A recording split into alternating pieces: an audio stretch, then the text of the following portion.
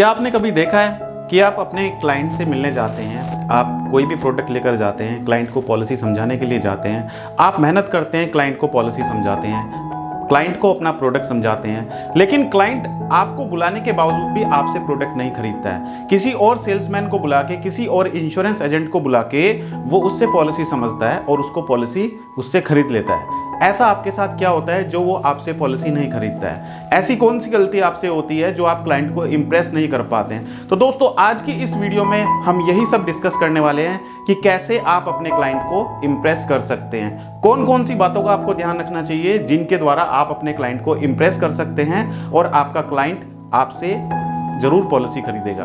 तो दोस्तों, आज की इस वीडियो में हम बात करने वाले हैं कि कैसे आप अपने क्लाइंट को इंप्रेस कर सकते हैं। अगर आप अपने क्लाइंट के पास कोई भी प्रोडक्ट लेकर जाएंगे और आप अपने क्लाइंट को इंप्रेस करेंगे तो कस्टमर आज नहीं तो कल आपसे ही आपका प्रोडक्ट खरीदने वाला है। तो वीडियो को बिल्कुल भी स्किप नहीं करना है, वीडियो से जुड़े रहें। और इस चैनल पर अगर आप पहली बार हैं तो हमारे चैनल को सब्सक्राइब करना बिल्कुल ना भूलें और साइड में जो एक छोटा सा बेल आइकन है उस पर जाकर नोटिफिकेशन को ऑल पर सेट करें ताकि हमारी आने वाली वीडियोस का नोटिफिकेशन आपको टाइम टू टाइम मिलता रहे। चलिए शुरू करते हैं आज की इस वीडियो को।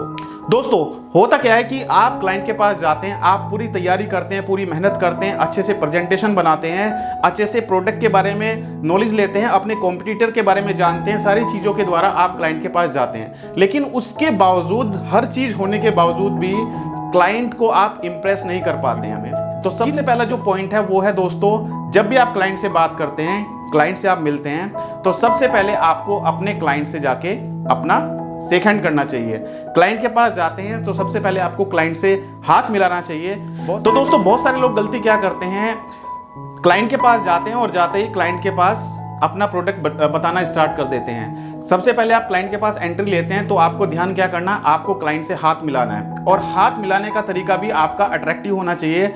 तो आपके हाथ मिलाने में जोश होना चाहिए। इस तरीके से आप हाथ मिलाएंगे, क्लाइंट से शेक हैंड करेंगे, उसके बाद आप क्लाइंट के पास एंट्री लेंगे, अपना इंट्रोडक्शन देंगे। तो दूसरा जो आप लोग गलती करते हैं दोस्तों वो होता है कि आप क्लाइंट के पास तो बैठ जाते हैं, क्लाइंट के पास बैठ गए, लेकिन क्लाइंट को आप अपना प्रोडक्ट समझा रहे हैं, क्लाइंट को अपना प्रोडक्ट के बारे में, अपनी पॉलिसीज के बारे में बता रहे हैं, लेकिन आप आई कांटेक्ट नहीं रख पा रहे हैं। यानी कि क्लाइंट आपसे कुछ पूछ रहा है और आप इधर देख के बात कर रहे हैं, आप इधर देख के बात कर रहे हैं, क्लाइंट कुछ पूछ रहे हैं, आप नीचे देख के बता रहे हैं क्लाइंट को। ऐसा नहीं होना चाहिए, क्योंकि अगर आप नजरों से नजर नहीं मिलाएंगे ना तो उसको समझ आएगा कि आप कुछ ना कुछ झूठ बोल रहे हो, आप कुछ छिपा रहे हो उससे।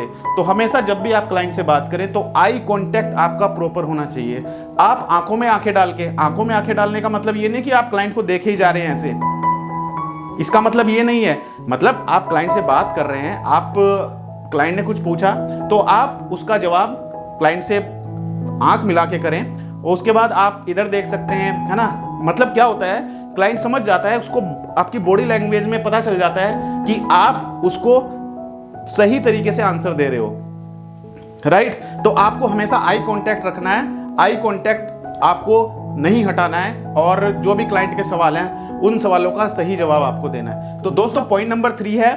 अब दोस्तों, बहुत सारे लोग क्या करते हैं कि क्लाइंट के पास चले जाते हैं और ऐसे गुस्से में बैठ जाते हैं, इस तरीके से गुस्से में बैठे रहते हैं। क्यों गुस्सा कर रहे हो यार, राइट। तो आपके चेहरे पे हमेशा स्माइल रहनी चाहिए। स्माइल का मतलब ये नहीं कि कंटिन्यूअस आप हंसते जा रहे हो, ऐसा नहीं है। क्लाइंट के पास आप अच्छे से एक स्माइल दें और स्माइल देने के बाद आप क्लाइंट से बात करें, राइट। मतलब स्माइल भी जबरदस्ती की स्माइल नहीं होनी चाहिए, राइट, कि आप ऐसे हंस रहे हो। जबरदस्ती की स्माइल नहीं होनी चाहिए, नेचुरल स्माइल होनी चाहिए। तो दोस्तों, ये जो चीजें मैं आपको बता रहा हूं, इन चीजों को ध्यान से सुने आप और इन चीजों को इंप्लीमेंट करें। जब आप किसी से मिलने जाएंगे ना, इन चीजों का आपको ध्यान रखना है। दोस्तों, मेरा नेक्स्ट पॉइंट है पॉइंट नंबर 4 और ये है हमेशा अपने आप को अपडेट रखें। अब ऐसा नहीं है कि कल कोई कंपनी ने प्रोडक्ट लॉन्च किया है और आपको पता ही नहीं है। आप क्लाइंट के पास चले गए और क्लाइंट ने पूछा, भाई आपकी कंपनी का ये प्रोडक्ट लॉन्च हुआ है, तो आप उसको बोलोगे कि सर मैं तो जानता नहीं हूँ, मुझे तो पता नहीं है। या फिर क्लाइंट आपसे पूछ सकता है, यार वो आपका जो प्रोडक्ट लॉन्च हुआ है वो क्या है, उसके बारे में जरा बताइए, उसके बेनिफिट्स बताइए कि क्या बेनिफिट्स हैं, क्या फीचर्स हैं। अगर आपको पता ही नहीं है तो आप क्या जवाब दे पाओगे? तो आप समझ सकते हैं कि इससे क्लाइंट के ऊपर क्या आपका इंप्रेशन जाएगा, राइट। ये एक बैड इंप्रेशन जाता है। तो हमेशा न्यू अपडेट रहें अपने प्रोडक्ट के बारे में, अपनी कंपनी के बारे में, कोई भी नई न्यूज़ है उसके बारे में अपडेट रहें। दोस्तों, पॉइंट नंबर 5 है कि जब भी आप क्लाइंट से मिलने जाएं तो क्लाइंट से ऐसे बात करो जैसे आप क्लाइंट को बरसों से जानते हैं। दोस्तों पॉइंट नंबर 6 है कि जब भी क्लाइंट आपसे सवाल पूछे तो हमेशा सभी सवालों का जवाब दे।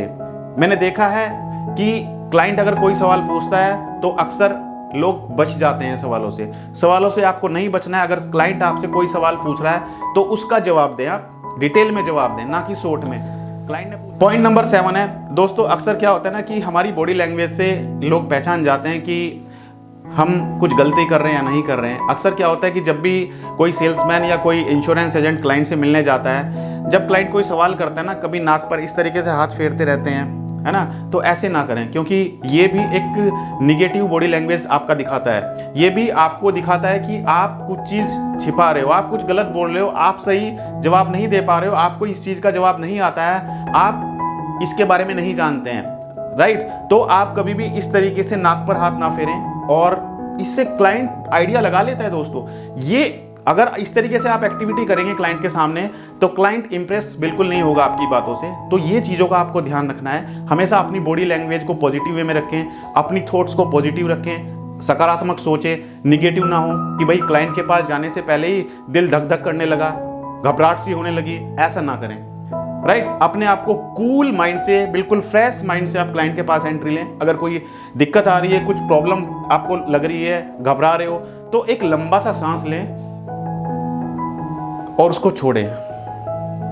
लंबा सांस लें, उसको होल्ड करें और फिर छोड़ें, राइट। तो यानी कि आप सकारात्मक चीजों को ले रहे हो और जो निगेटिव चीजें उनको छोड़ रहे हो बाहर। तो इस तरीके से अपने आप को रिलैक्स करें और रिलैक्स होने के बाद ही आप क्लाइंट के पास एंट्री लें, राइट। ये चीजें आपको ध्यान रखनी है दोस्तों। मेरा पॉइंट नंबर 8 है, और एक्चुअली क्या होता है कि क्लाइंट बनाना बहुत मुश्किल होता है। बड़ी मुश्किल से क्लाइंट बनते हैं, और क्लाइंट बनने के बाद अगर हम उस क्लाइंट को भूल जाएं, यानी कि आगे उससे कॉन्टेक्ट ही ना रखें, उससे रेफरेंस ही ना लें, तो फिर क्या फ़ायदा हुआ, इतनी मेहनत हमारी बेकार गई। तो हमेशा अपने क्लाइंट को, जो भी आपके क्लाइंट हैं, अगर आप उससे रेगुलर रेफरेंसेस लेना चाहते हो, आप चाहते हो वो क्लाइंट हमें आगे भी हमसे प्रोडक्ट खरीदे, तो उसके लिए आपको अपने क्लाइंट के साथ में रेगुलर टच में रहना पड़ेगा। आप उसको किसी भी फेस्टिवल पे रेगुलर मैसेज करते रहें, उससे बीच बीच में बातें करते रहें। उस क्लाइंट को किसी फेस्टिवल पे जाके आप गिफ्ट दे सकते हैं। जैसे दिवाली आती है तो दिवाली पे जाके गिफ्ट दे सकते हैं आप, होली आती है तो होली पे आप कोई भी अच्छा सा गिफ्ट लेके उसके घर पे जा सकते हैं। उससे क्या होगा कि वो आने वाले समय में आपसे प्रोडक्ट तो खरीदेगा ही खरीदेगा, साथ साथ वो अगर चाहेगा आप उससे कोई रेफरेंस लेंगे तो वो आपको रेफरेंसेस भी दे सकता है। तो ये चीज़ें भी आपको ध्यान रखनी है दोस्तों। ये क्या होता है, ये होता है रीमार्केटिंग, यानी कि इस चीज़ों को आपको बहुत ध्यान रखना है। और मैं चाहता हूं कि आप लोग डिजिटल मार्केटिंग के द्वारा अपने बिजनेस को बढ़ाएं, अपने लिए क्लाइंट ढूंढें, क्योंकि आज की डेट में नेचुरल मार्केट से आप कितनी पॉलिसी कर सकते हो, बहुत कम पॉलिसीज आप कर सकते हो। उसके बाद आपको नई मार्केट में जाना पड़ेगा, नए लोगों को ढूंढना पड़ेगा। कैसे आप नए नए लोग ढूंढेंगे, उसके लिए आपको डिजिटल मार्केटिंग सीखना बहुत ज़रूरी है। अगर आप चाहते हैं डिजिटल मार्केटिंग सीखना तो मेरे यूट्यूब चैनल पे डिजिटल मार्केटिंग प्लेलिस्ट में जाके मैंने 40 वीडियोज़ बनाई हुई हैं। उन 40 वीडियोज़ को आप देख सकते हैं और अपने लिए कस्टमर ढूंढ सकते हैं उनको इंप्लीमेंट करके। इसके बाद दोस्तों हम बात करते हैं अपना पॉइंट नंबर 9, और पॉइंट नंबर 9 है कि आप जो भी कमिटमेंट क्लाइंट से करते हैं उस कमिटमेंट को पूरा करें, ताकि क्लाइंट का आप पर विश्वास जमा रहे। अगर आपने बोला है कि आपको ये पॉलिसी में ये बेनिफिट मिलेंगे, कल को ये ना हो कि क्लाइंट को कहीं और से पता चले कि भाई आपने उसके साथ चीटिंग की है।